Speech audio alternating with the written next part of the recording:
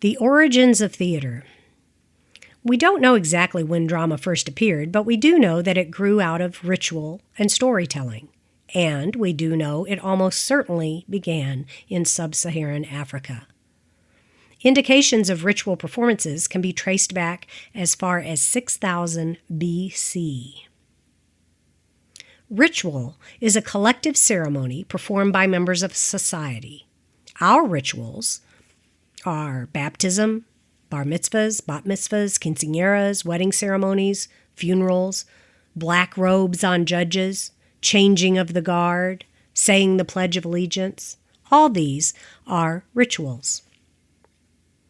Early tribal ritual grew to involve elements we now consider theatrical: staging, costume, makeup, music, dance, song, as well as specific props like staffs, spears, and skulls. Since humans developed speech, they have sought to recount their daily adventures. Such storytelling is more personal and individual than ritual, since it generally relies on one voice. And while ritual may attract an audience, storytelling requires an audience. Storytelling generates elements of character impersonation, the creation of voices, gestures, facial expressions that reflect the personalities of the individuals or characters being portrayed. Think of telling a toddler the story of the 3 bears or the 3 little pigs, and how animated we become. It also seeks to entertain, and thus provides a structured story or plot line. From sub-Saharan Africa, drama spread to northern Africa, and then throughout the Middle East. The first written records we have are of the Abydos Passion Play of Egypt. The Abydos was staged each spring in a boat procession along the Nile River, celebrating the coming of spring and the rebirth of the vegetation in the fields. This drama, which tells of the death and rebirth of the Egyptian god Osiris, uses dialogue, dance, animal sacrifice, and mimed violence. Other similar texts have been found throughout the Middle East and employ the same plot. From the Middle East, drama spread rapidly east and west. Around the 8th and 9th centuries BC, a Greek version of shamanism developed called the dithram. This fertility rite very probably came to Greece via the Middle East and is the Greek version of the Abydos, Dionysius being the Greek version of the Egyptian god Osiris. Aristotle tells us that it is from the dithram that tragedy originated. By the 6th century BC, as Athens became more a part of a larger Mediterranean economy, with an influx of foreign visitors and a need for more secular, civilized entertainment, Greek drama was born. Each year there was a week-long theater festival called the City Dionysia, and it was a dramatic competition in which each playwright and their cast would compete for an Outstanding Playwright and Outstanding Actor award. Sound familiar? Well-known and well-loved playwrights and actors of the Greek stage were just as famous then as our film directors and movie stars are today. They were celebrities that were known far and wide. When theater historians speak of the Greek theater, they are speaking specifically about Athens and specifically about the 5th century BC. The 4 major playwrights were Aeschylus, Sophocles, and Euripides, the tragedians, and Aristophanes, the comic playwright. We have 44 intact plays, 33 tragedies, and 11 comedies, along with many fragments and titles of other works. Remember our first 2 genres from Lesson 1? Tragedy and comedy. Greek tragedies explore social, psychological, and religious meanings of Greek gods, myths, and history, as well as current events. Greek comedy presented contemporary issues affecting the everyday Athenian. The Greek theater building was an amphitheater consisting of the orchestra, which was the ground level where the acting took place, the skene, which was the dressing hut, and the hillside audience seating area, called the theatron. Ancient Greek actors were all male.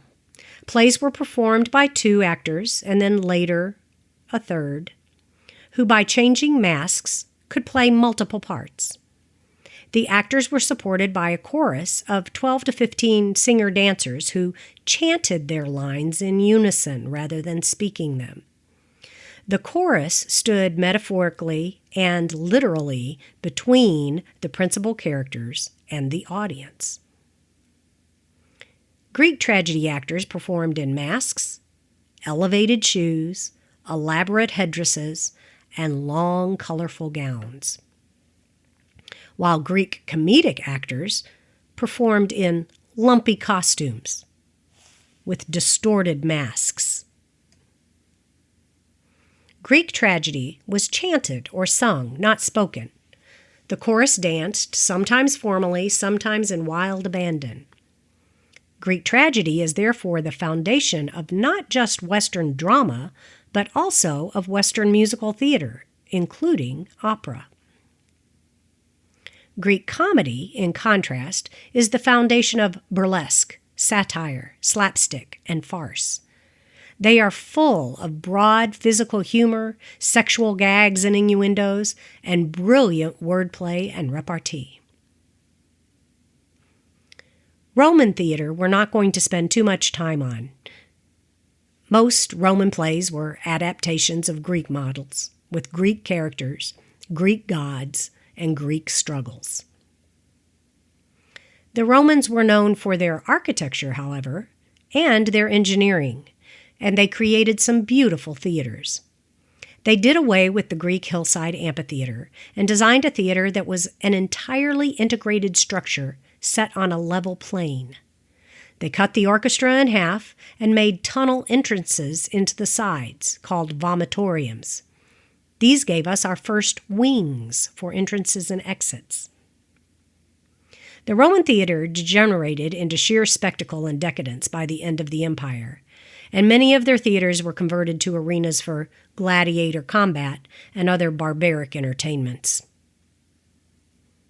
With the fall of the Roman Empire and the rise of Christianity and Islam, we enter a 500-year dark age for drama.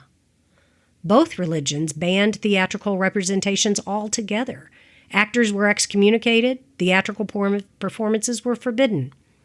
In fact, there is not much extant history of any kind from this period. Mostly, rural civilization was dominated by feudal politics, bishoprics, and dukedoms. Severe separation of the classes, nobility, and peasants. Certainly, there must have existed some forms of entertainment, particularly at court with mimes, jugglers, and bards. But we must wait 500 years for the birth of the medieval theater. Medieval drama began, like Greek theater and the Middle Eastern theater, as a springtime religious observation. However, the medieval theater was born in the liturgical services of the Christian Church in the early 1900s, and it remained in the Church for nearly 200 years. As the liturgical drama grew, costumes and scenery and improvised dialogue were added. In the year 1240, the Pope decreed that all drama must be removed from the church, and Bible-based drama moved outdoors into the churchyard, into the street, and ultimately into mainstream society. By the year 1250, the dramas had moved into the communities. The actors were no longer monks and priests, but ordinary citizens, and the performances became more and more secularized with the addition of comedic elements, costuming, and scenery. The language was translated from Latin into the common languages of the people, be it French, German, English, Spanish, or Italian. We refer to these biblical plays as mystery plays, from the French word for guild, mystère. They are a series of playlets inspired by stories of the Bible. Each playlet was sponsored by a specific craft guild. For instance, if the playlet was Jesus turning the water into wine, it would be sponsored by the wine merchants because they had the wine. If the playlet was Jesus feeding the loaves and fishes, then it would be sponsored by the Bakers Guild and or the Fishermen's Guild. The crucifixion by the Butchers Guild, etc. You get the idea. On mainland Europe, these drama festivals lasted for many days or even weeks. The mystery playlets were presented on a series of stages known as mansions, and they were set up next to each other in the town's central marketplace or town square. So the audience would stroll from one play to the next as the plays were performed in a sequence. In England, they had a slightly different take.